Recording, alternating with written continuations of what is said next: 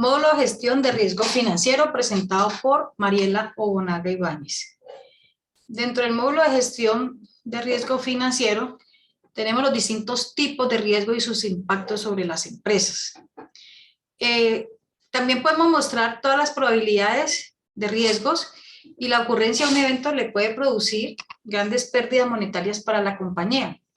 Dentro de estos riesgos tenemos los riesgos de mercado, de crédito, de liquidez, riesgos operacionales, riesgos legales, riesgos estratégicos y riesgos reputacionales. Dentro de los riesgos de mercado se origina en gran parte por las incertidumbres económicas, lo cual puede impactar el rendimiento de todas las empresas y no de una sola en particular.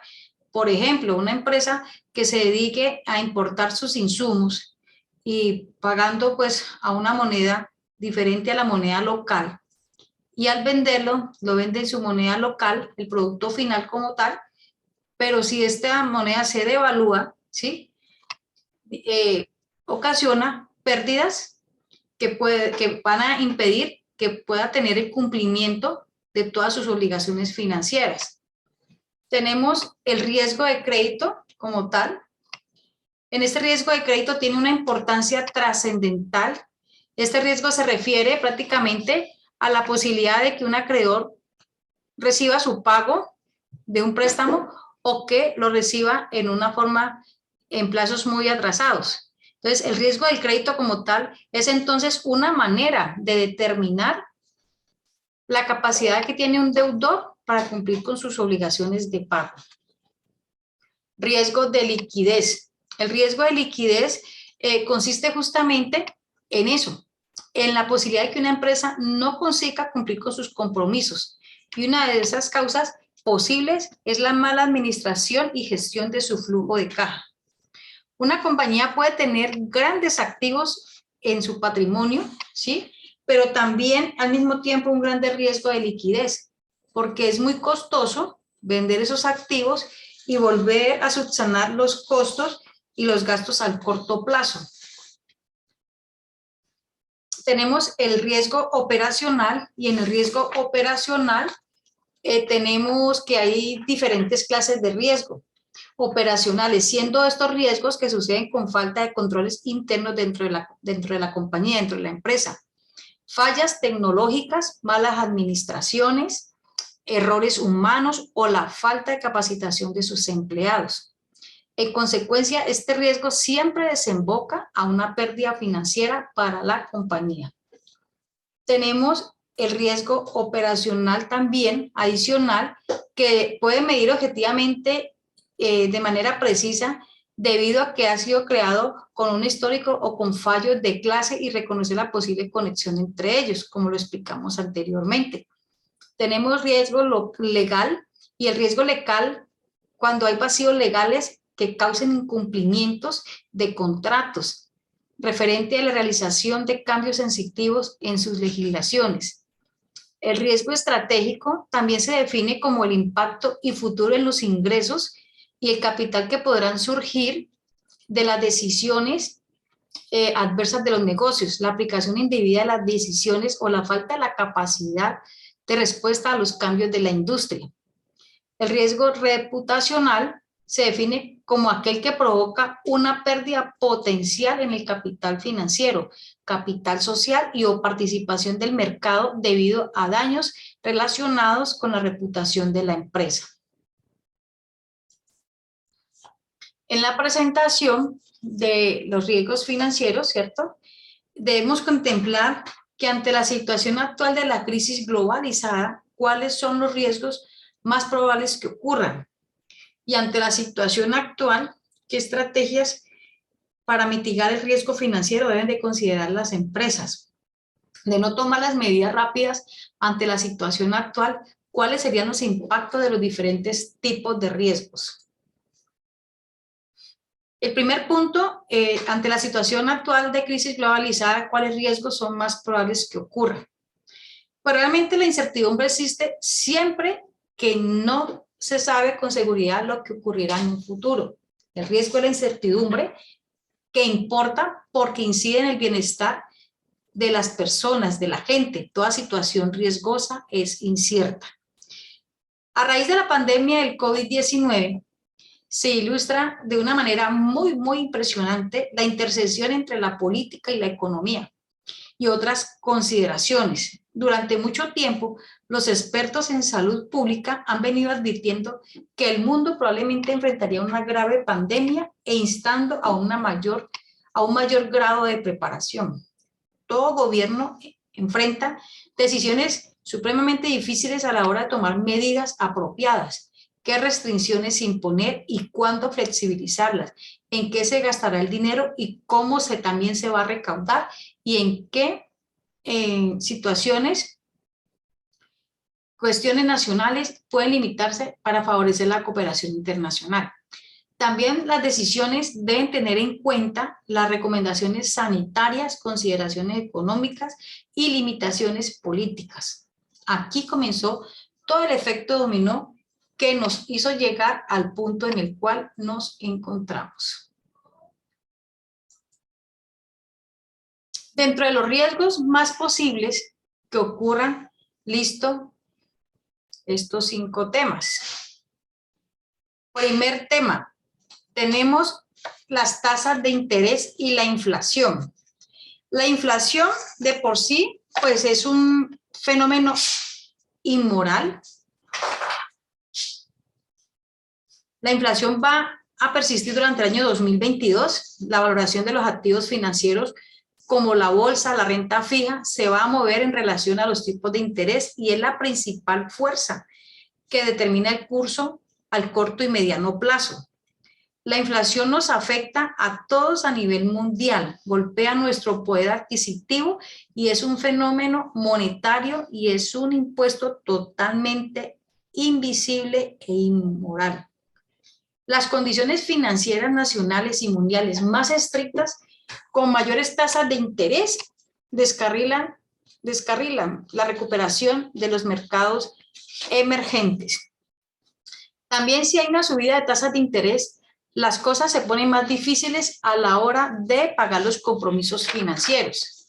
Se trata de un punto sensible que dado el contexto de la crisis económica 2020-2021 y la mayoría de los países han incrementado sustancialmente los niveles de endeudamiento.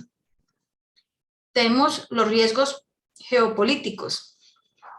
Los riesgos geopolíticos ha ido evolucionando y actualmente la geopolítica hace referencia a todos aquellos acontecimientos relacionados con las relaciones internacionales y la articulación del poder político de los diferentes estados y territorios. Hay 3 áreas calientes en el mundo que son, primero que todo, Estados Unidos con China, ¿cierto? Hay tensiones y evidentes que están viendo las noticias y China ha manifestado, ¿cierto?, que no va a permitir que nadie amenace su soberanía, ¿ya? Como nadie amenace su soberanía, entonces, y responderá con toda la fuerza y su ejército de mando, que son declaraciones bastante potentes. Luego está el tema de Corea del Norte, en el cual el señor Corea no es un loco, pero de vez en cuando hace pruebas de misiles intercontinentales y nos muestra grandes muestras de agresividad. También tenemos el tema de Taiwán, que sí es más caliente que Japón, una noticia más caliente, donde Japón reconoce como un aliado, como país, y China obviamente quiere tener influencia en esta zona, con lo cual el área de conflicto y podría Japón, como lo ha dicho Estados Unidos, es un aliado de Japón y Taiwán, por consecuencia que si se viera amenazada por China, podría también haber un conflicto, con lo que los conflictos de las áreas bastante peligrosas a vigilar y al final todo tipo de conflictos no son buenos para la economía, ni para la confianza de los inversores, ni para el consumidor. Venimos con la burbuja china, en el cual es bastante pues, golpeada prácticamente, porque el ladrillo se ha convertido en el principal problema del gigante asiático. Mientras todos sus indicadores económicos y sociales crecían, su sector inmobiliario iba sumándose cada vez a una crisis cada vez más difícil de frenar para las autoridades. Su mercado inmobiliario es uno de los más caros de todo el mundo. Actualmente, una familia media en China necesita los ingresos de 27 años si quiere comprarse una vivienda estándar, casi 4 veces más que en el caso de España. También podemos mirar en este mapa, prácticamente nos muestra que Estados Unidos sigue teniendo el Producto Interno Bruto superior, lo que representa casi una cuarta parte de la economía mundial.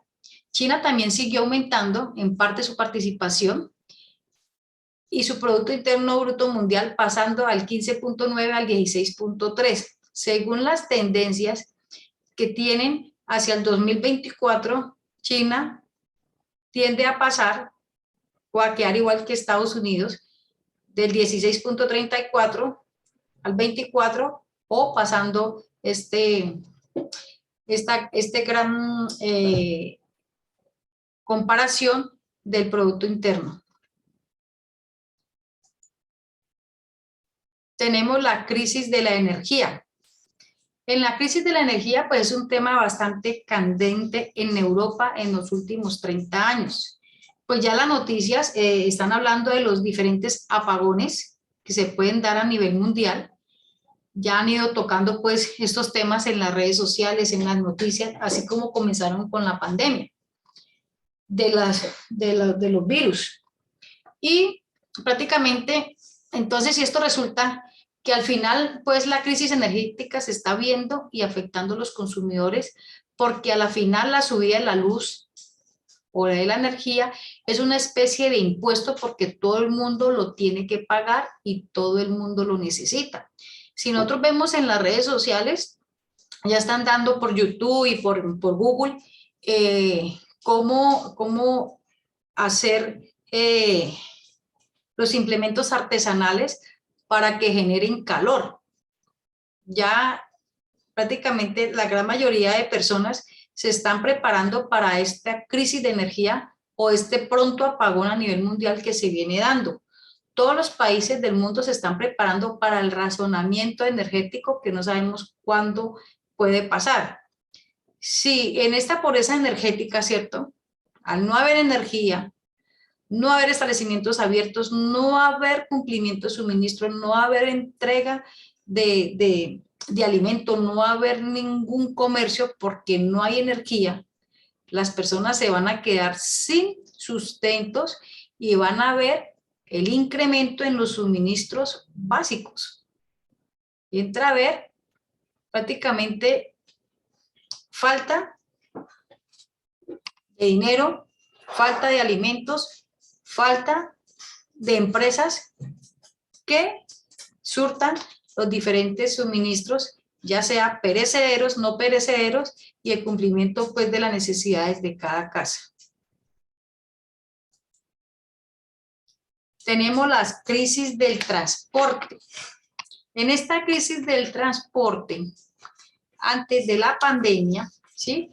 Prácticamente las empresas, era complejo antes de la pandemia, ahora siendo tan difícil porque se están pagando enormes cantidades de dinero, ¿cierto? Para agilizar estos contenedores y los diferentes productos que llevan durante más de 10 y media en el último año. Esta crisis de contenedores es la primera que surgió y que a hoy en día seguimos teniendo, debido porque ya no hay transporte, no hay la gran crisis de que todos los productos lleguen a su destino final. Esto prácticamente fue provocada por las enormes restricciones que hubo durante el año 2020-2021 en casi todo el mundo.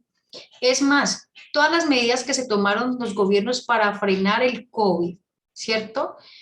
El avance del COVID provocó y sigue provocando una enorme crisis, ¿sí? Que nada tiene que ver con la salud.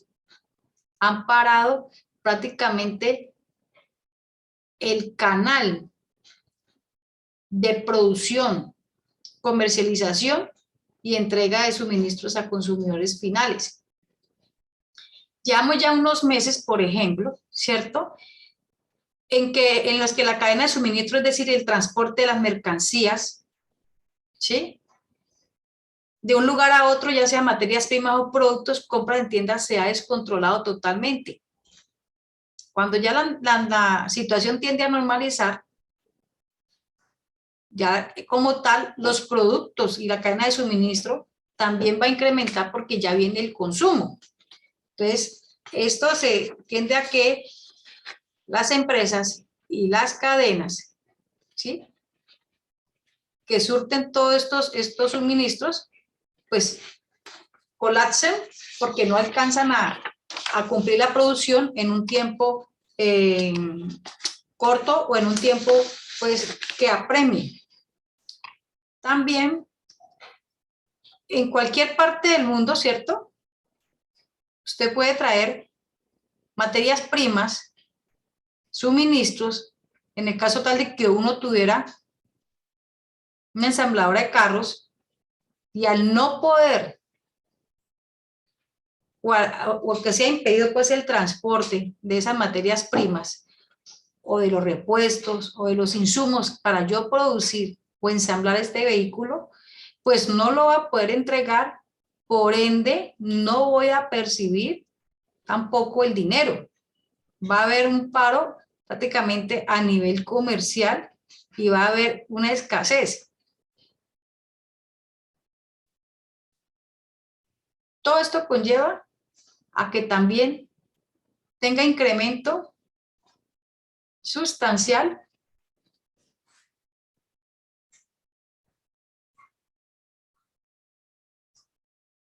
el transporte, los contenedores.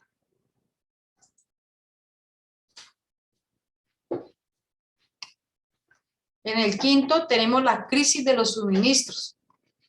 Cuando las personas pueden volver a hacerlo, su vida un poco como antes, vuelven a consumir como de costumbre. Cuando comenzó la crisis de los suministros. ¿Por qué? Porque cuando la gente agotó los stocks en las tiendas, exigían su reposición. ¿Sí? Las fábricas que habían reducido el mínimo de producción, ahora no pueden producir tan rápido. Por este motivo, la escasez de muchos productos, porque no se puede producir tanto a tan poco tiempo. Por ejemplo, en un supermercado, ¿sí?, tienen 10 mandarinas, pero hay 15 compradores, solamente pueden vender 10, quedan faltando 5, donde nos muestra la escasez de fruta. O todos compran menos, o algunos se quedan sin fruta, ¿sí? En una economía de mercado, ¿cierto?, donde prácticamente se lidera, pues, los precios de mercado por el mismo consumo y por la misma población, pues no habría prácticamente escasez, ¿cierto? Pero se ve visto como un cuello de botella, ya que se podría pensar que todo podía provocar una crisis económica, y así fue, y como han empezado a subir debido a la oferta, que es menor que la demanda. Hay mucho personal solicitando suministros, pero realmente no lo hay. El segundo punto, ante la situación actual, ¿qué estrategias para mitigar el riesgo financiero han de considerar las empresas? Pues prácticamente la política económica y financiera es enfrentar la reducción del ingreso de los hogares y mitigar el deterioro del sistema productivo de cada país. Que las empresas no cierren, que las empresas no dejen de producir, que los hogares que se afecten sean lo menos posible, más que todo el sector de los más vulnerables, limitar el despido de los empleados y el fortalecimiento del seguro o del paro, como lo llaman en otros países, o el desempleo, el auxilio de desempleo o de la salud. La suspensión transitoria de los pagos de servicios públicos, que también el gobierno difiera los pasivos fiscales y la reducción de las cargas impositivas para las empresas. Colocar a disposición del sistema financiero la suficiente liquidez para que responda a las exigencias del corto y largo plazo derivadas de la posible reducción de sus flujos de ingresos o los posibles retiros. Flexibilizar los modelos de liquidez exigidos por los entes de control.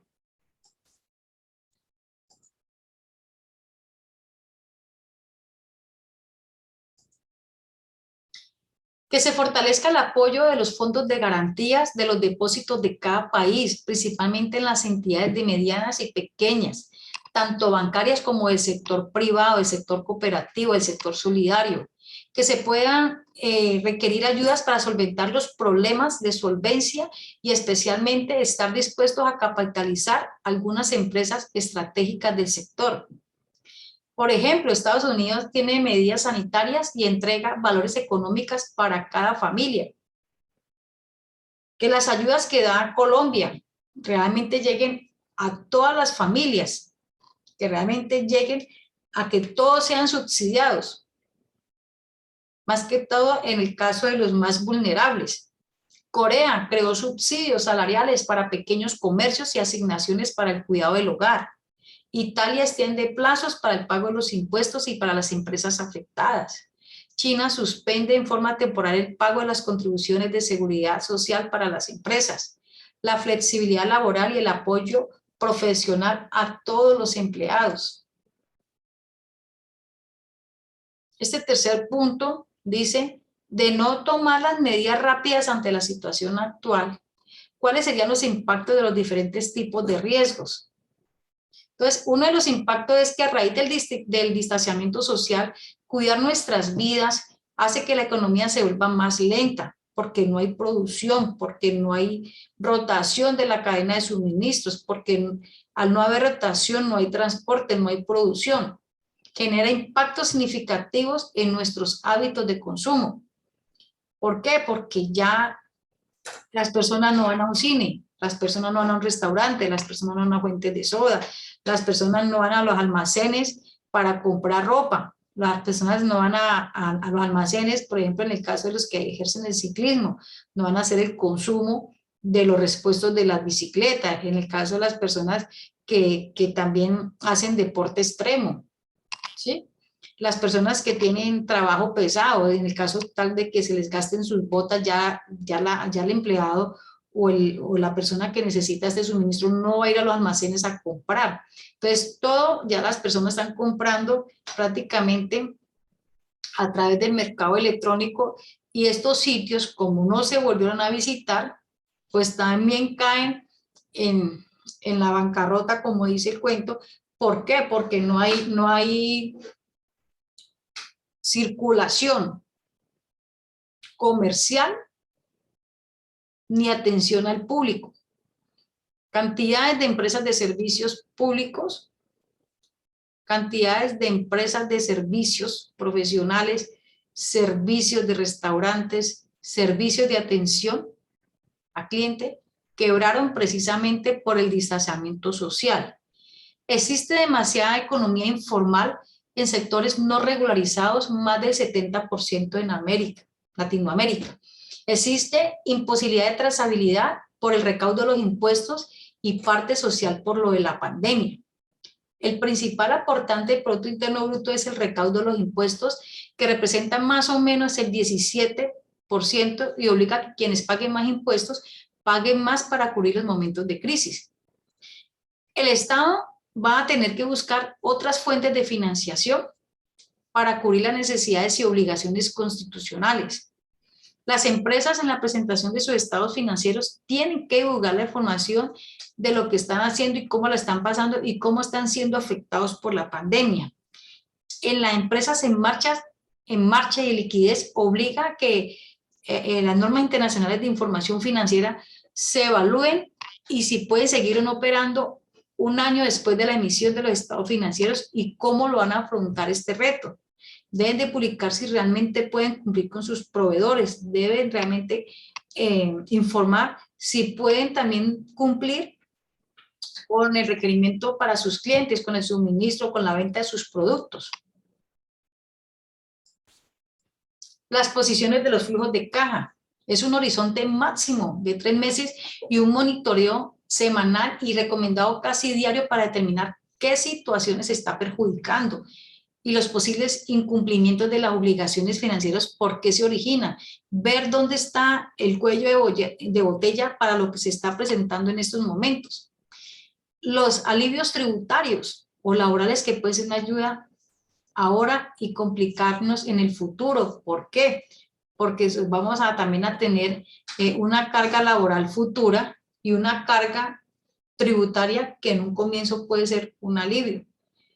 Las pérdidas de empleo, la desigualdad y trae consigo más necesidad en sectores menos favorecidos por la caída de sus ingresos. El impacto de las oportunidades por los aumentos de los precios de los alimentos, cadenas de suministros, transporte y servicios públicos. Entonces, si no se toman estas medidas, prácticamente los riesgos financieros van a ser muchos para las empresas. Si no tomamos las medidas prontas para poder llegar y afrontar las posibles pandemias, los posibles contagios, porque en un momento todos nos vamos a contagiar, pero debemos de tener políticas que asuman y que cubran todos esos diferentes riesgos empresariales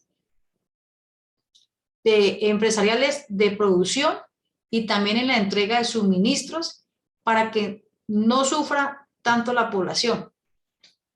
Hasta aquí termino todo lo que es la exposición de los riesgos como venía dándoles en el tema.